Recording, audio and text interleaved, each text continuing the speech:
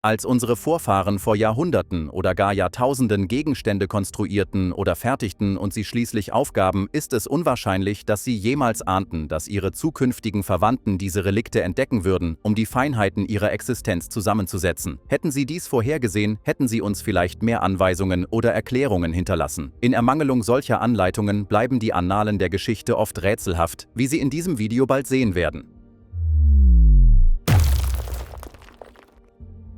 In der antiken Maya-Stadt Oxcantoc in Mexiko wurde vor kurzem eine bemerkenswerte Entdeckung gemacht, als Archäologen eine lebensgroße, kopflose menschliche Statue ausgruben. Es wird angenommen, dass diese 2 Meter hohe Statue einen Maya-Krieger darstellt, wahrscheinlich einen Kriegsgefangenen. Das Nationale Institut für Anthropologie und Geschichte leitete die Ausgrabung und entdeckte dieses bedeutende Artefakt, das den Spitznamen Yom Kip, der Gott des Phallus und der Fruchtbarkeit, erhielt. Diego Prieto, der Generaldirektor des INAH, vermutete, dass der fehlende Kopf der Statue wahrscheinlich einen Krieger symbolisiert, der im Kampf gefangen genommen und schließlich enthauptet wurde. Die Entdeckung der Statue bietet einen Einblick in die komplexe Geschichte und Kultur der Maya-Zivilisation. Die antike Stadt Oxcantoc auf der Halbinsel Yucatan ist bekannt für ihren Kalksteinreichtum und das Fehlen von Seen. Die Stadt, die von der späten Präklassik bis zur späten Postklassik bewohnt war, war ein wichtiges Zentrum während der frühen Klassik und der Endklassik. Sie verfügt über Bauwerke wie Pyramiden, detaillierte Hieroglyphen und Ikonographie. Trotz der Fülle an historischen Beweisen gibt es keinen klaren Hinweis darauf, was zur Aufgabe der Stadt um das Jahr 1500 führte. Im nördlichen Gazastreifen wurde ein bemerkenswerter Sarkophag aus der Römerzeit entdeckt, von dem angenommen wird, dass er einer prominenten Persönlichkeit gehörte. Dieser bedeutende Fund wurde auf einem 2000 Jahre alten römischen Friedhof gemacht, der ursprünglich letztes Jahr von Bauarbeitern bei einem von Ägypten finanzierten Wohnungsbauprojekt entdeckt wurde.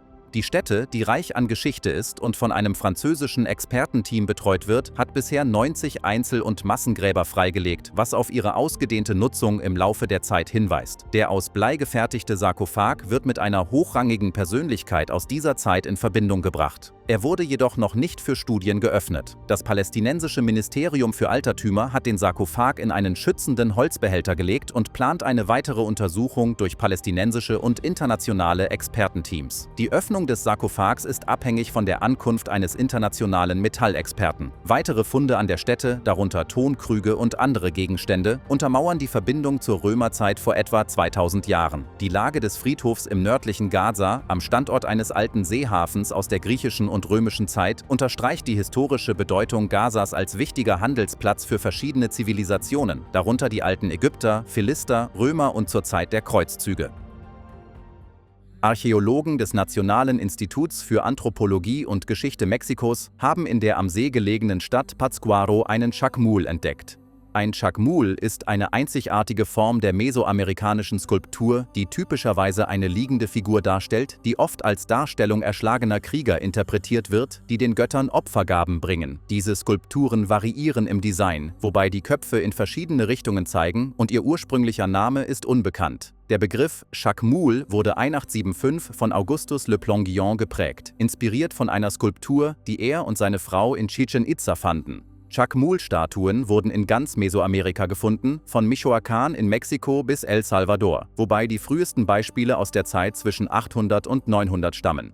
Die kürzlich entdeckte Chacmul-Statue in Pátzcuaro wurde bei Bauarbeiten gefunden. Sie ist aus Basalt geschnitzt, 88 cm lang und 78 cm hoch und wird vorläufig auf die späte postklassische Periode von 1350 bis 1521 datiert. Laut INAH wurden diese Skulpturen wahrscheinlich in vorhispanischen Zeiten bei Opfer- und Darbringungszeremonien verwendet. Die Entdeckung hat das Ministerium für Kultur der Regierung von Mexiko über das INAH-Zentrum Michoacán veranlasst, ein archäologisches Rettungsprojekt zu initiieren, um das Gebiet weiter nach zusätzlichen archäologischen Überresten zu untersuchen.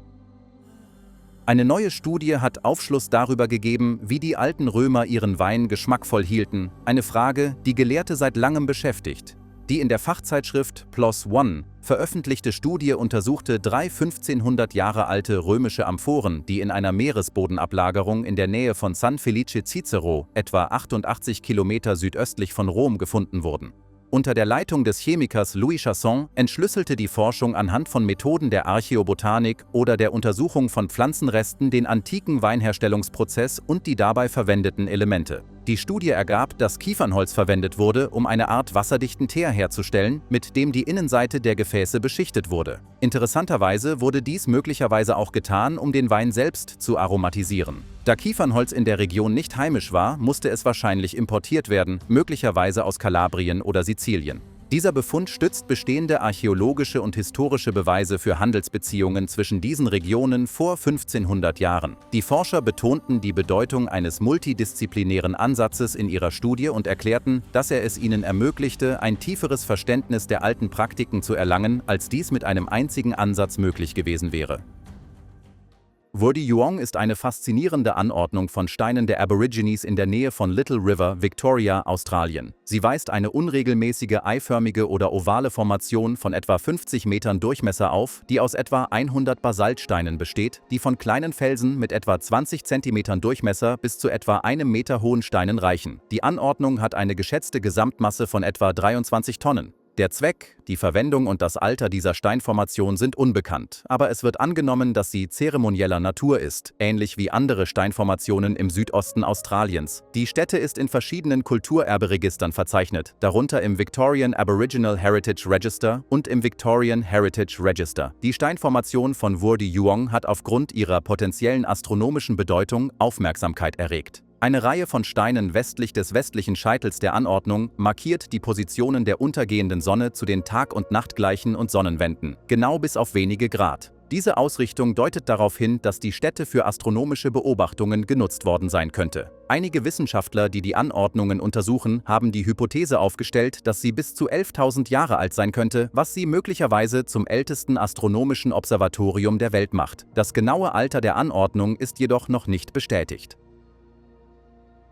Eine Gruppe neugieriger Teenager, die im April 2023 am Lake Waccamaw in der Nähe von Wilmington in North Carolina, USA, Spaß hatten, stieß auf eine unglaubliche Entdeckung. Ein fast 1000 Jahre alter Einbaumkanu der amerikanischen Ureinwohner. Das antike Kanu, das fast genau 930 Jahre alt sein soll, wurde sofort als geschätzter Teil des kulturellen Erbes des Waccamaw-Siouan-Stammes anerkannt. Der Stamm arbeitete zusammen mit dem North Carolina Office of State Archaeology fleißig daran, das Kanu aus dem Seebett zu bergen, wo es unter einem privaten Dock gefunden wurde. In den Traditionen der amerikanischen Ureinwohner hatten Kanus eine große Bedeutung und waren das Haupttransportmittel für viele Stämme im gesamten pazifischen Nordwesten.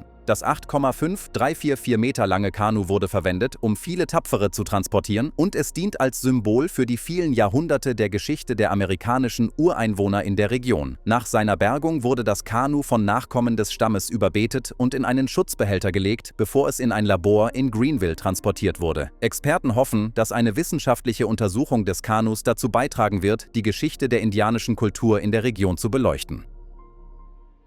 Pumapunku in Bolivien ist eine der geheimnisvollsten antiken Stätten der Welt, die sowohl akademische Archäologen und Historiker als auch diejenigen fasziniert, die Theorien über fortgeschrittene prähistorische Zivilisationen oder außerirdische Helfer erforschen. Als Teil der riesigen antiken Stadt Tiwanaku in der Nähe des Titicaca-Sees in den Anden ist Pumapunku älter als die Inka-Präsenz in Südamerika. Die Stätte ist bekannt für ihre Präzision und Komplexität mit fein geschnittenen Türen und Steinblöcken, die keine Meißelspuren aufweisen und mit bemerkenswerter Präzision ineinandergreifen. Obwohl sie in das Inka-Reich und die Inka-Kultur integriert wurde, war die Stadt bereits verlassen, als die Inkas das Gebiet im Jahr 1470 eroberten. Die Inkas verehrten die Stätte als den Ort, an dem Viracocha, ihre Schöpfergottheit, die Vorfahren aller Ethnien erschuf. Der Ursprung und das Alter von Pumapunku sind nach wie vor umstritten.